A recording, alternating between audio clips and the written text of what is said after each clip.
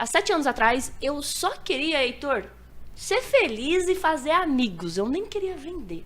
Eu queria ser feliz e fazer amigos. Aí eu pensei, o que eu vou fazer pra fazer? Ser amigos, fazer amigos e ser feliz. O que eu fiz? Eu entrei no teatro.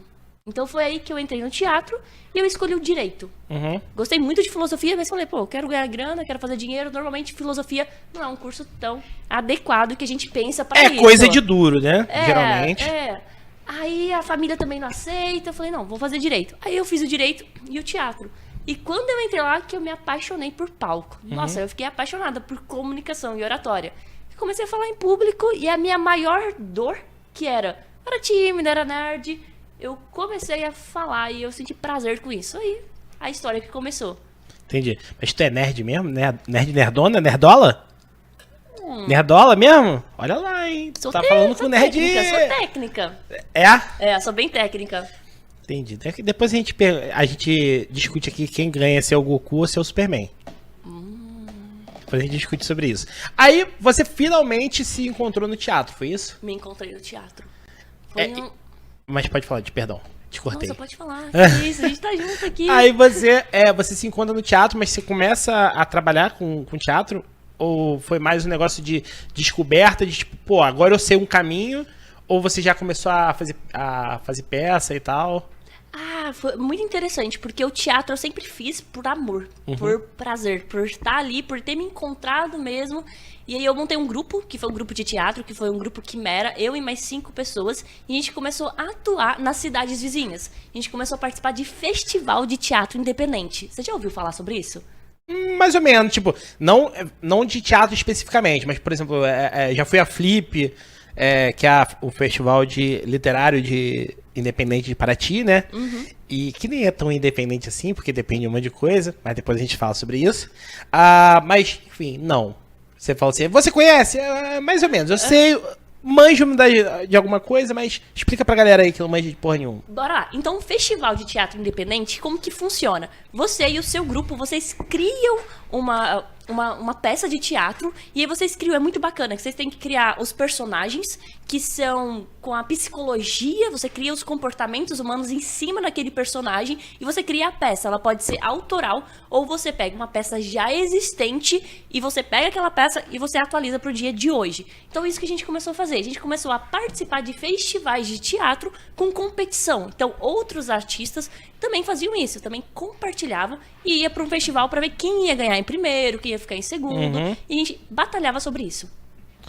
E essa aí que você falou, que adapta para os dias de hoje, essa que é a tal da releitura? Exatamente, é uma releitura que adapta por hoje. Por exemplo, eu fiz uma do Henrik Ibsen, e lá atrás falava da mulher que era a mulher dona de casa. E hoje a gente atualiza pro dia de hoje. E a gente faz uma adaptação para que faça sentido. E aí, especificamente nesse assunto, eu acho que é até mais complicado, né? Porque a maior parte das mulheres tem jornada dupla, tripla, quádrupla. E aí, eu não sei se é mais fácil, não. Eu diria até que não é. Eu acho até que não é. E como é que foi? Você que mesmo que dirigiu, você atuou? Qual foi o teu escopo lá, né? Eu fui atriz. E eu fazia a revisão da peça. Então tinha um amigo meu que ele criava e escrevia a releitura e eu ia fazer uma atualização dessa releitura. Pô, o que ficou legal ou não? A gente fazia um esqueleto da peça e assim a gente ia atualizando sobre o que ficou legal, o que não ficou na peça, na direção. Isso ainda na fase de roteiro, né? Foi. E aí acredito que vocês têm um pouco tempo, né, pra chegar lá, fazer o roteiro, é muito rápido, né? Na verdade, o processo de criação por exemplo, de criação de personagem, criação de uma peça, ele pode levar, tem gente que leva anos. E não é diferente da novela, mas a gente teve peças que a gente ficou 6 meses a 1 ano pra planejar e fazer tudo isso. Aí qual foi o teu papel nessa peça aí específica? Nesse papel eu fui uma das protagonistas, que foi uma mulher dona de casa e do lar. Entendi. E aí, mas você já manjava dos Paranauê de ser dona de casa ou não? Ai, não sabia. Não, né? Tu tinha acabado de sair de casa, né? Não, eu ainda tava dentro de casa. Ainda morava com meus pais. Foi bem no começo ali. Então, eu participei desses festivais de teatro. E após isso, eu cheguei numa fase muito assim na minha vida. Não sei se você já chegou, Heitor.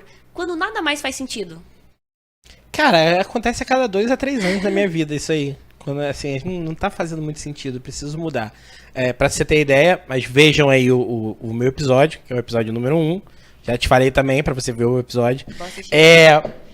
Eu fui militar. Uhum. Aí saí, eu deixei de ser militar, fui dar aula de matemática. Aí dei aula de matemática, aí trabalhei com engenharia durante vários anos. Depois fui trabalhar com marketing. Aí do marketing acabou puxando pra política. Aí trabalhei com política. E depois virei empresário full, né? E aí agora tô no podcast. Depois dessa fase, continuo sendo empresário, obviamente. Uhum. Mas tô na fase de podcast, comunicação e tal. Pô, Há que muito massa. tempo, desde de 2016, eu já produzia os outros. Uhum. Mas eu nunca tinha colocado a minha cara. Né? Fazia as pontinhas assim, de vez em quando. Caraca, na época não era Reels Story, né? Esse vídeo vai ficar engraçado. Aí eu fazia um videozinho assim, aí o vídeo dava uma porrada. Mas eu nunca tinha feito com constância o meu personagem, né? Uhum.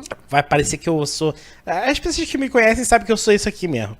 Mas eu nunca tinha feito o meu. E aí, quando foi esse ano agora, março desse ano, foi que eu imprimi o Heitor ali naquela metodologia que a gente sabe que tem, né? De você criar identidade visual e Sim. tudo mais. Essas coisas do marketing normal. Bom, mas o papo não sou eu, é você. Mas eu adorei o storytelling que você fez, que você contou todas as posições da sua vida. E isso é uma coisa que eu acho muito interessante, porque às vezes a pessoa acha que ela só tem que ser uma coisa. Não Isso. tem várias personalidades. Mas na verdade a Saula, ela tem várias coisas e tem uma história a seguir. Seguindo assim o seu storytelling, falando meu bem... Boas histórias sobre tudo. Boas histórias sobre isso tudo. Storytelling, a arte de contar histórias e vender muito É mais no isso aí. marketing digital. Você conhece o... Oh, meu Deus. O Davi Ribas? Conheço. Então, ele Conheço. veio aqui, né? Cara, ele é maravilhoso. Ele é muito bom. Ele é muito bom. E você não sabe o que aconteceu. Nem o Davi Ribas sabe o que eu vou falar. Chegou um aluno pra mim. Calma aí, fazer... corte rápido aqui. Vai ser um corte do Davi Ribas ou não? Então, Davi, fica ligado aí, ó. Teu nome vai estar envolvido aqui de novo no podcast. Olha, então vou contar aqui o que aconteceu. Chegou um aluno pra mim, de mentoria, de comunicação e oratória, e chegou pra mim, porque depois eu coloquei uma foto no meu perfil, nos meus stories com o Davi Ribas, ele chegou pra mim e falou assim, Saula, seguinte, oi, eu quero ter a comunicação do Davi Ribas, você consegue? Eu falei, Peguei e fiz uma análise inteira, assim, ó, do Davi Ribas, falei, cara, consigo, bora pra mentoria. Top. E aí, esse cara é teu cliente ainda? Ele é Show de bola. meu cliente. Mas Mas pra você ver como que a comunicação das pessoas, ela atinge e impacta muito bem. Porque normalmente a gente tem a modelagem, a gente olha perfis, por exemplo, pessoas que falam mais, que são influenciadores, políticos, professores. Eles têm uma comunicação que são muito atraente, elas captam, retêm a atenção, dá um reset e com isso as pessoas querem modelar. Isso é ótimo, você modelar aquilo pra você continuar e captar a atenção. É isso aí. E aí, super macete aqui pra você que tá buscando marketing digital. Jornada do Herói, já falamos muito sobre isso lá no episódio do Davi Ribas, né? Que é o do Joseph Campbell. E aí, só todas as histórias que vier aí na sua mente vão ter Jornada do Herói, tá? Jesus Cristo, cara, eu pensei só no Jesus Cristo, Star Wars, enfim, tudo tem Jornada do Herói, Matrix. Todas as boas histórias têm tem o mesmo moldezinho, né? Mas aí você tava falando, é que você começou a me elogiar e eu sou um cara influenciável, entendeu? Aí Você é influenciável, você deixa se mexido. influenciar. Eu tô mexido. Eu sou as duas coisas. As duas. As duas coisas. As duas. Ativo e passivo, entendeu? Ai, flexível. Flexível. Mas uma coisa que eu digo, que é uma dica enorme pra todo mundo quando você vai elogiar as pessoas, porque é muito horrível, você vai elogiar a pessoa e fala, nossa, você tá linda, você tá bonita. Isso não é um elogio sincero e verdadeiro. As pessoas gostam de ser elogiadas por coisas que elas tiveram decisões. Por exemplo, Saula, eu adorei a sua cor do seu casaco. Isso é um elogio sincero e genuíno. Assim você faz as pessoas a gostarem de você. Então esse é o corte de como fazer as pessoas gostarem de você. Fazendo amigo e influenciando pessoas aqui Fazendo amigos e influenciando pessoas. Sabe que esse livro é muito antigo, né? Vai fazer 100 anos esse livro. Sim. É muito bizarro isso. Falando desse livro, uma das coisas que eu particularmente, fico assim, possessa, pra não falar palavrão, ou pode falar? Pode, claro que pode. Falar? Que é porra, caralho. Pode, tá, tranquilo. Uma coisa que eu fico possessa... Puta! Que eu fico possessa é que muito professor de oratória só indica livros de oratória pra pessoa. Pô, não é ali que a pessoa vai aprender tudo. Eu, pros meus alunos, eu indico outras livros, que a pessoa vai aprender muito mais. Porque oratória não é aquilo que você vai ler, tu tem que praticar, tu tem que fazer. Então você tem que ter um arsenal de histórias pra você colocar ali no meio. É isso aí. Eu gosto muito de seguir o caminhozinho de, tipo assim, lá do início, vai lá dos gregos, né? Vai lá em Aristóteles, vai lá em Platão, começa a ver o que esses caras estavam falando, porque esses caras influenciaram algumas pessoas importantes para a história do mundo. E aí, beleza, e você vai das figuras, né? Porque sempre tem alguma coisa em comum. A gente já falou aqui da jornada do herói, mas sempre tem alguma coisa em comum. Então, o culto à personalidade é importante. Então, culto à personalidade, eleja um inimigo, se você quer... Inimigo comum. Exatamente. Se você quer ter um público... O Ribas fala de movimento, né? Se você quer gerar movimento, se você quer gerar pessoas que arrancam os cabelos por você, você precisa ter um inimigo em comum. E assim, às vezes nem precisa ser uma figura, uma pessoa, não. Pode ser uma coisa, pode ser MM, né?